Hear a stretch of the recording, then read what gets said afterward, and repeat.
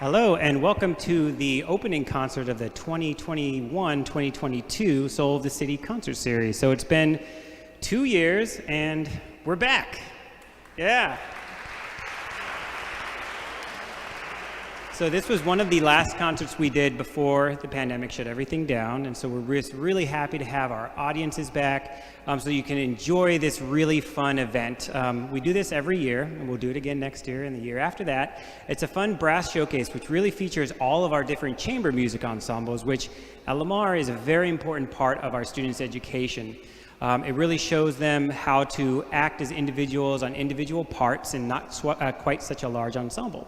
So you're going to hear a lot of different variety today, and we hope you enjoyed. The first piece is going to be by our trumpet ensemble led by Dr. Brian Shook.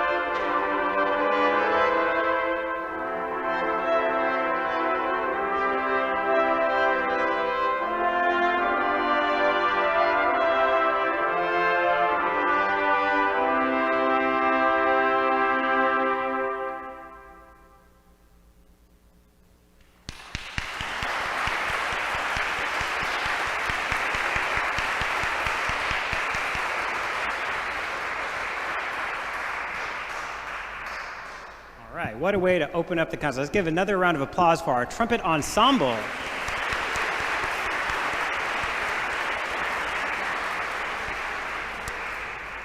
So the trumpet ensemble and a lot of these ensembles here, we started we've always had them around, but we started formalizing this around 8-9 years ago, where we kind of had a concert where we wanted to feature the students a little bit more.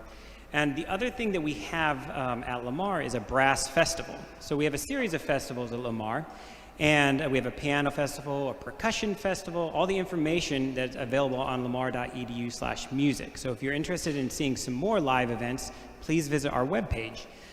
We also have this brass festival February 3rd through 5th this coming year. It's early on, so we're actually trying to get our selections by the end of the month. So Brian, we got to get those in pretty soon, I think. But the 3rd through 5th, we're going to have the Brass Festival at Lamar. It's a really great event where we have 3 nights of concerts, and it's sponsored by our friends at Swice Goods and a couple other organizations. And we do a great big brass music. We invite in 4 guest artists, 1 on each instrument, and they come and perform with the students, and they give master classes, and it's really an educational experience for the students, because one thing that's really important to us here is that these students, once they get to the Lamar, they realize they're going to learn outside of Lamar. They're going to learn a wider range of ideas. So that's one thing that we have. I'll tell you more about it as the program progresses, but without further ado, this is the Lamar University Horn Ensemble.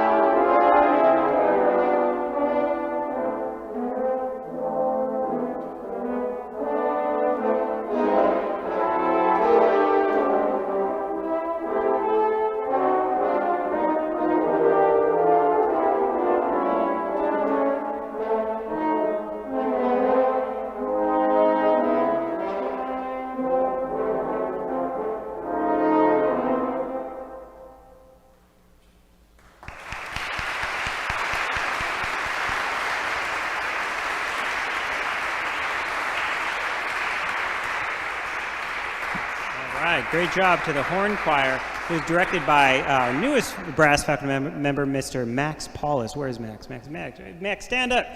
Max's studio, yeah. Max's newest member, went to UCLA, also same school as me, yeah, go Bruins. And also went to Rice University, studied a part of the legendary Rice crew. So yeah, we're very lucky to have Max with us at Lamar University. Our next piece on the program is a piece by Victor Ewald, who's the father of brass quintet writing.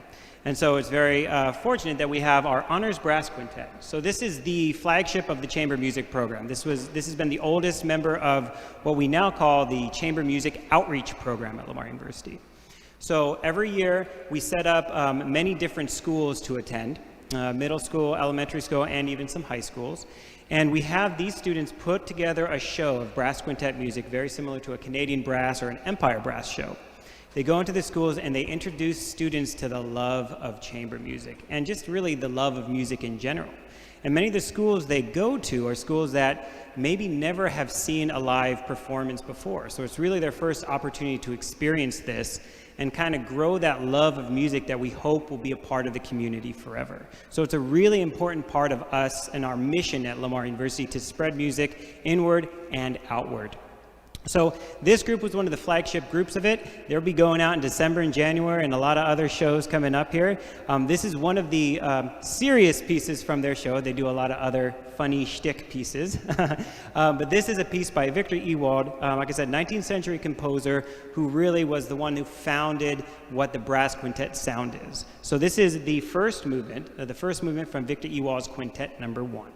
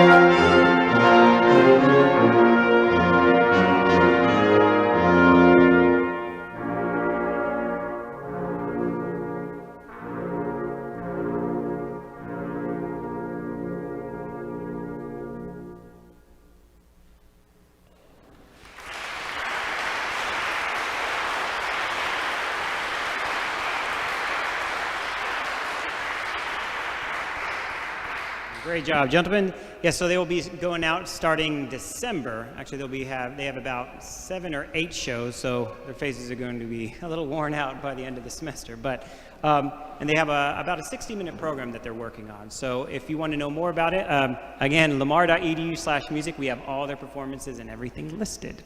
Another important point is this concert series has a variety of concerts, which you can find on our parish website. We'll have more information to come. We have a concert coming up in Lent, which we do a Lenten meditation concert. And then the final concert of the year is towards the end of the season's Pentecost time. And we have the Alias Brass Company will be coming in to play a show of sacred and secular music. It'll be a very interesting show where we'll be using some different types of technology to enhance some of the performance. So it should be a really great event. This is also sponsored by the Diocese of Beaumont, which helps support the concert series quite a bit.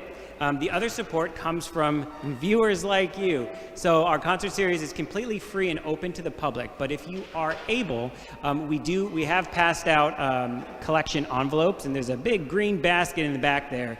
And the greatest gift in the entire world for this upcoming Christmas season would be having that filled, by the end of the concert. So if you do have the ability to help sponsor this event and future events, we really would appreciate it.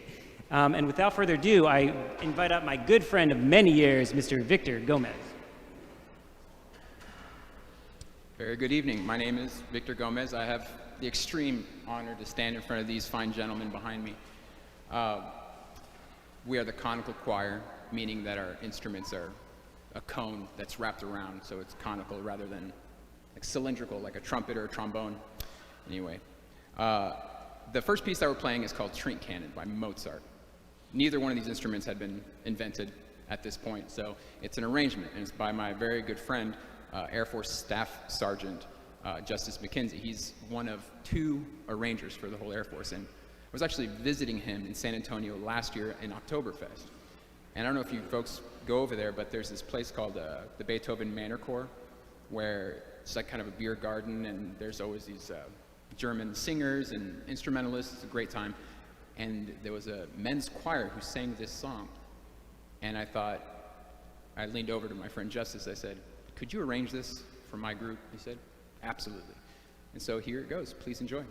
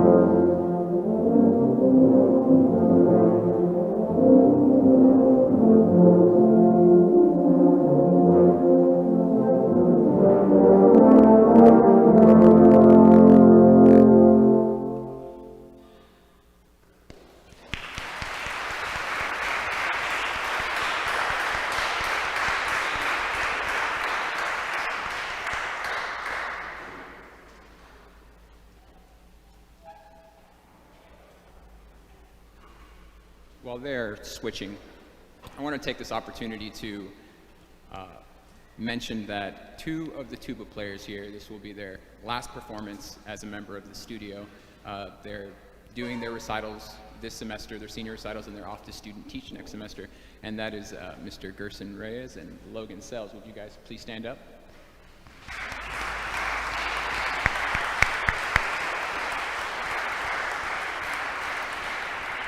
So the last tune that we're doing is a Prelude and Fugue in D minor. It's Bach, which was written for organ. He wrote a lot of music for organ, and I thought it appropriate to play this here tonight for you folks here. Enjoy.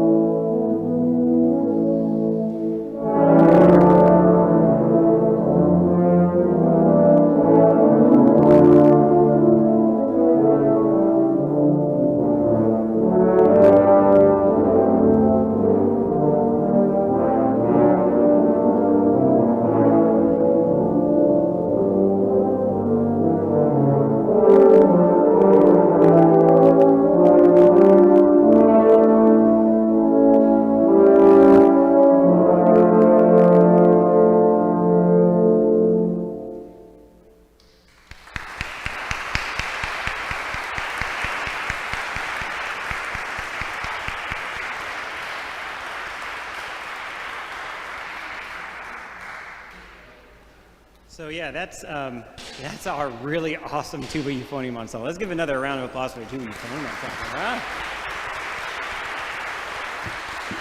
So Victor's been teaching here almost as long as I have, about 7 years now. We're probably going on 8 now. It was a long time.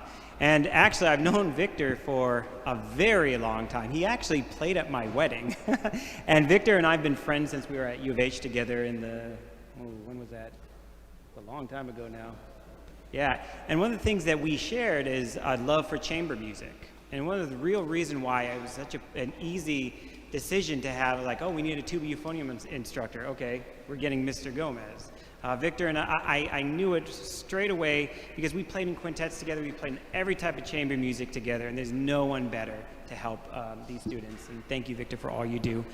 And up next, we have our army of trombonists coming up here. So we have a piece by Stephen Verhelst with the trombone choir. And Stephen Verhelst is a 40-year-old prodigy of brass chamber music. And he's done a lot for trombone choir. Trombone choir is actually one of the large brass chamber groups that is very prominent these days. It actually kind of started with the Emory Remington School in the 60s and 70s at the Eastman School of Music. And so the whole idea was to gain pedagogy by playing together. And so in studio class at Lamar, one of the things we do besides doing regular studio class stuff is we play a lot of music, and we learn techniques together as a community of players, which really helps us grow as musicians. And Stephen Verhelst was one of these pedagogues. He lives in England, and he writes music a lot of times for the International Trombone Competition, which we will be entering again this year. And this is one of these the pieces for the competition. It's entitled A Giant's Tale, and as you could guess, it's about a giant. So use your imaginations. I have no idea exactly what your vision of a giant is, so have at it. This is A Giant's Tale by Stephen Verhelst.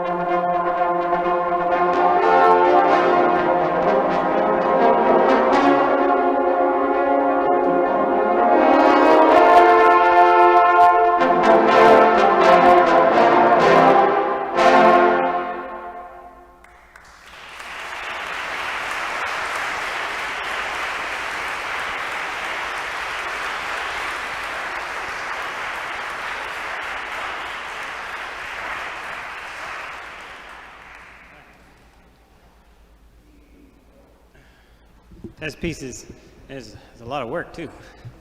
Whew. I got my steps in today. All right. Actually, it's kind of funny story. Sometimes when I'm conducting, I see Dr. McMahon back there. My watch goes off. It says that I have all my steps in for the day. I don't understand that at all. I haven't stepped anything. I'm working too hard. So the next three selections are by the Lamar University Brass Choir, which is getting set right now. And so this is a group of that we put together for twice a year. So we put together and prepare for this event and also for the Brass Festival. Like I said, February 3rd through 5th. Make sure you're there. It'll be a really great event.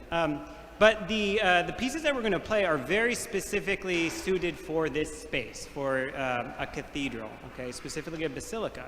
They're pieces by Giovanni Gabrieli. And he's a 16th century composer that wrote a lot for St. Mark's in Venice, Italy. So in St. Mark's, there's three choir lofts. So you see we have one choir loft here.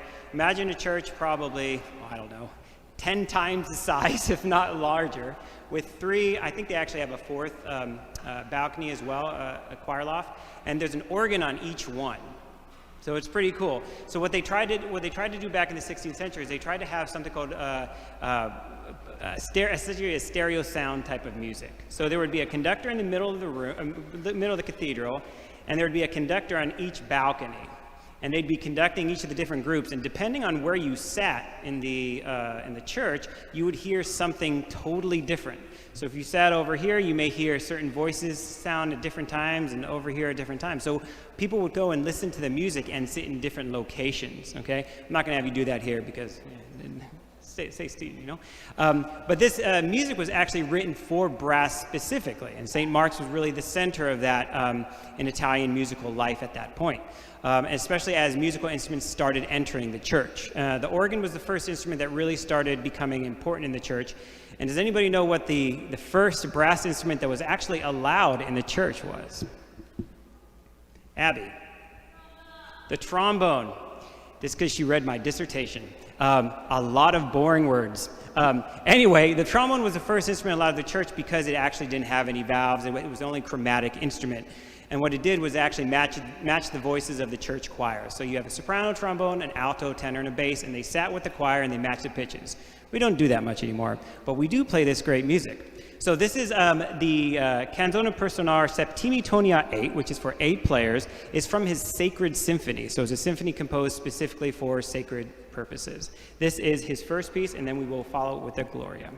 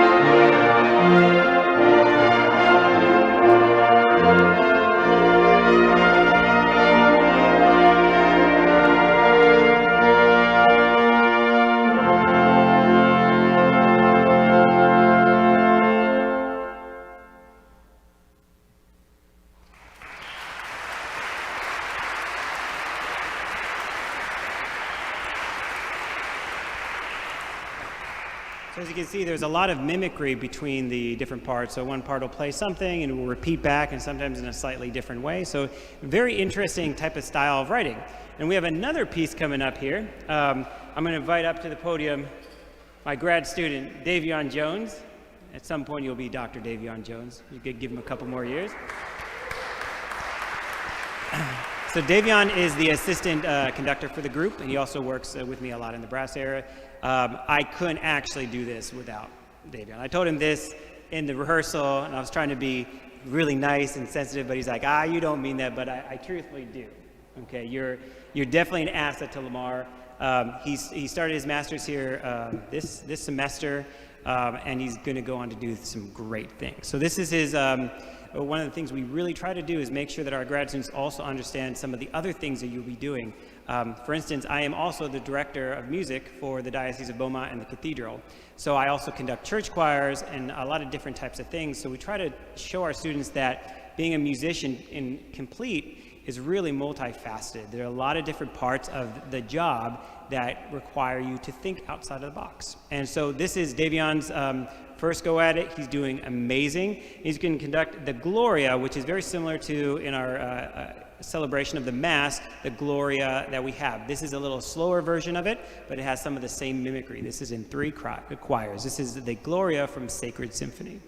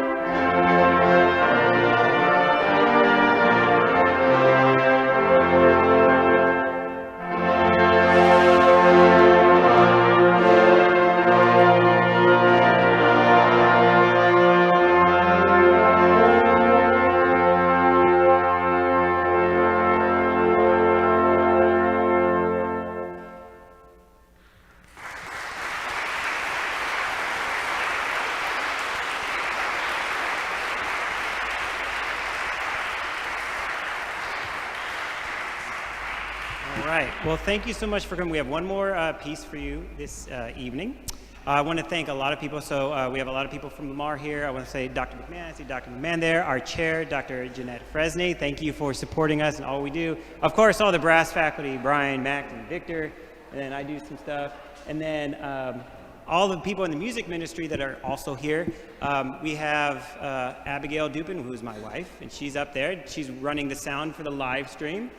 We have Larry, who's running the live stream itself, Karen Gilman in the diocese, Bishop Toops, who's sponsored us and taken care of us from day one, John Miller at the diocese, of course, Father Shane's back there, and Father Anthony, of course, Deacon Flint.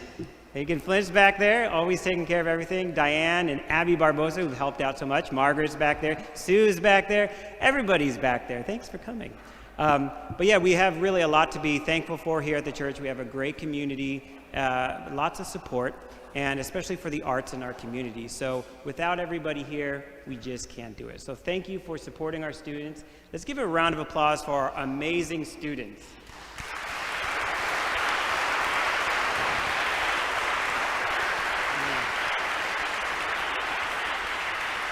They have worked really hard, and coming out of the pandemic and doing their first real chamber music concert is a lot. So really, they did a great job and working so much. So thank you guys for everything you do. Our last piece is called Action Brass by Brian Sadler, and it's a tribute to movie music. So you may hear some Star Wars in there. You may hear some, what did somebody say? I forget what it is, but it sounds like Star Wars.